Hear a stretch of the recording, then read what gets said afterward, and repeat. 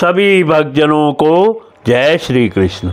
श्री सुखदेव जी कहते हैं, राजन, नाभि नंदन के अंग जन्म से ही भगवान विष्णु के वज्र अंकुश आदि चिन्हों से युक्त थे। समता, शांति, वैराग्य और ऐश्वर्य आदि महाविभूतियों के कारण उनका प्रभाव दिनों दिन बढ़ता जाता था। यह देखकर मंत्री आदि प्रकृति वर्ग, प्रजा, ब्राह्मण और देवताओं की यह उत्कट अभिलाषा होने लगी कि ये ही पृथ्वी का शासन करें। उनके सुंदर और सुडोल शरीर, विपुल कीर्ति, तेज, बल, ऐश्वर्य, यश, पराक्रम और शूरवीरता आदि गुणों के कारण महाराज नाभि ने उनका नाम ऋषभ श्रेष्ठ रखा। एक बार भगवान इंद्र ने ईर्ष्यावश उनके राज्य में वर्षा नहीं की।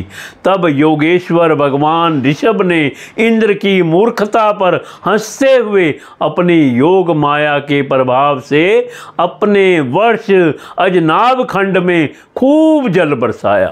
महाराज नाभि अपनी इच्छा के अनुसार श्रेष्ठ पुत्र पाकर अत्यंत आनंद मगन हो गए और अपनी ही इच्छा से मनुष्य शरीर धारण करने वाले पुराण पुरुष श्री हरि का सप्रेम लालन करते हुए उन्हीं के लीला विलास से मुग्ध होकर वत्स तात ऐसा गदगद वाणी से कहते हुए बड़ा सुख मानने लगे। जब उन्होंने देखा कि मंत्रिमंडल, नागरिक और राष्ट्र की जनता ऋषभ देव से बहुत प्रेम करती है, तो उन्होंने उन्हें धर्म मर्यादा की रक्षा के लिए राज्याभिषिक्त करके ब्राह्मणों की देखरेख में छोड़ दिया। आप अपनी पत्नी मेरु देवी के सहित बद्रिकाश्रम चले गए। वहां अहिंसा व्रती से, जिससे किसी को उद्वेग ना हो, ऐसी कौशल पूर्ण तपस्या और समाधि योग के द्वारा भगवान वासुदेव के नर नारायण रूप की आराधना करते हुए समय आने पर उन्हीं के स्वरूप में लीन हो गए। पांडुनंदन राजा नाभि के विषय में यह लोकोकित प्रसिद्ध है।